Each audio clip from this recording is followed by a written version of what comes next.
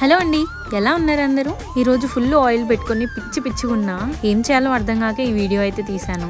నా పెళ్ళైన కొత్తలో నాకు వంట చేయడం అస్సలు రాదు. పెళ్లికి ముందు మాట్లాడుకున్నప్పుడు కొంచెం వచ్చని చెప్పింది మా మమ్మీ. అన్నం వండడం తప్ప ఏ వంట రాదు నాకు. ఈ జనరేషన్ లో వాళ్ళకి కనీసం మ్యాగీ చేయడం అయినా వచ్చు, నాకు అది కూడా రాకుండే.